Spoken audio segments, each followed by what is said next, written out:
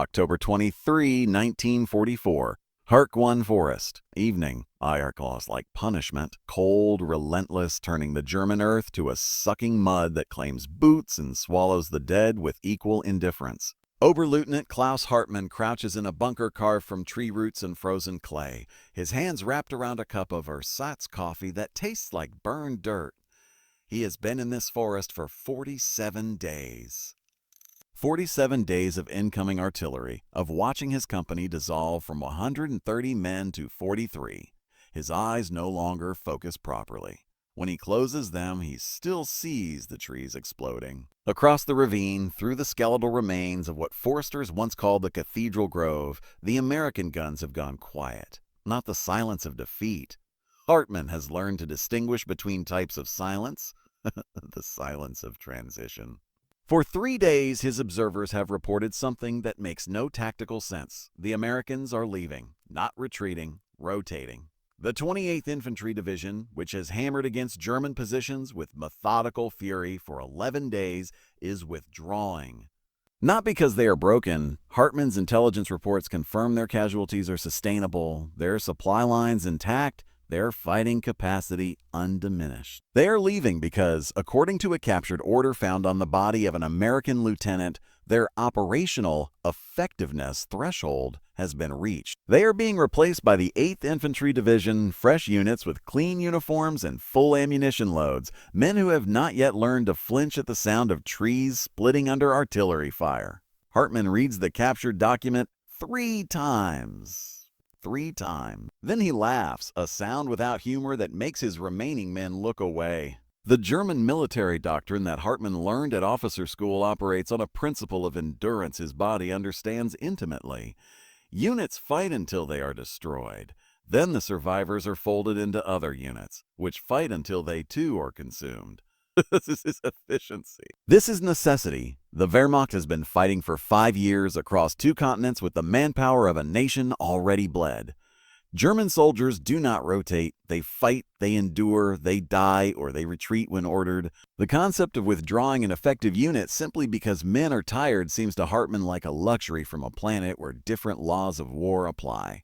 But the Americans do not call it luxury. They call it doctrine. The United States Army's rotation policy, formalized in training manuals that German intelligence has intercepted but never quite believed, treats combat exhaustion not as weakness, but as inevitable biology.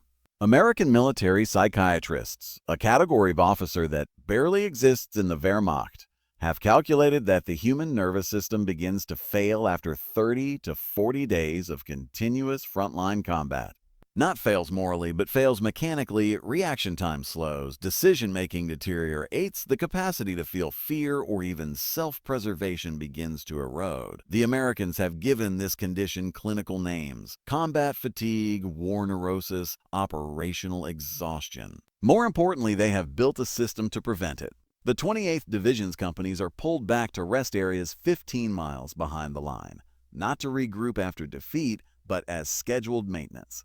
The men shower in mobile bathing units that heat water with portable boilers, and they sleep in tents with wooden floors and heating stoves. They eat hot food prepared by rear echelon cooks, receive mail from home, watch movies projected on canvas screens hung between trees. After 7 days, they are evaluated by medical officers. Another 7 days, and they are considered combat ready again. Not for this sector, but for another, where their experience can be applied without the accumulated trauma of this particular ground. The fresh units of the 8th Division move into positions still warm from the 28th's departure. They carry new intelligence briefings prepared by officers who have never seen this forest. They bring full-strength platoons, squad leaders who have not yet watched their men die, radio operators whose hands do not shake when encoding messages. The attack resumes without pause, but the men executing it have not been warned to ghosts. Hartmann's own company tells the other story. His youngest soldier is 19 but looks 50. His best sergeant has not slept more than 3 hours consecutively in 2 months and has developed a tremor that makes him spill his coffee. Hartman himself cannot remember what it feels like to be warm or what his wife's voice sounds like, though he received a letter from her 6 weeks ago that he keeps folded in his breast pocket without reading. The Wehrmacht expects this. The Wehrmacht has always expected this. German military culture venerates endurance, builds monuments to soldiers who held impossible positions until death. The soldier who complains of exhaustion is weak. The officer who requests relief for his men is suspect. In the captured American order, Hartman finds a sentence that he translates 3 times to ensure he has not misunderstood the English. Unit commanders will monitor subordinate personnel for signs of combat degradation and initiate rotation protocols prior to operational effectiveness falling below acceptable thresholds. Prior to, before the breaking, not after, the philosophical gap is an ocean. The Wehrmacht views the soldier as expendable material to be consumed in defense of the Reich. The U.S. Army views the soldier as valuable capital to be maintained for optimal return on investment. Neither is sentimental, both are calculating. But the mathematics operate in different universes of assumption. The Germans calculate that a soldier who fights until psychological collapse has given his maximum to the cause. The Americans calculate that a soldier who is rotated before collapse will give more across more battles over a longer war. The data collected in after-action reports that German officers would study with bitter fascination in POW camps tells its own story. American units maintain combat effectiveness at rates the Wehrmacht cannot match. Psychiatric casualties, men who simply stop functioning, occur at 1/3 the rate of German forces. The Americans lose fewer men to accidents, friendly fire, and the stupid mistakes that exhausted soldiers make. When units return after rotation, they fight with the aggression of fresh troops but the wisdom of veterans, a combination German doctrine considers theoretically impossible.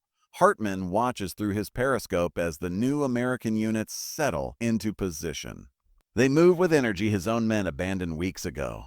They dig in with proper technique, establish fields of fire, set up communications with an efficiency that speaks of non-exhausted minds. Within hours, the artillery begins again, but now it is coordinated by forward observers whose hands are steady, whose eyes have not yet learned to see ghosts in every shadow. The German soldier has been taught that suffering builds character, that hardship forges superior will. Hartman has believed this because he has endured unendurable things and survived them. But watching the American rotation, he understands something that makes him feel not anger but a weariness deeper than the agreeing in mud. The Americans have never asked their soldiers to endure suffering. They have asked their logistics corps to solve it. By December, Hartman's company would be reduced to 11 men.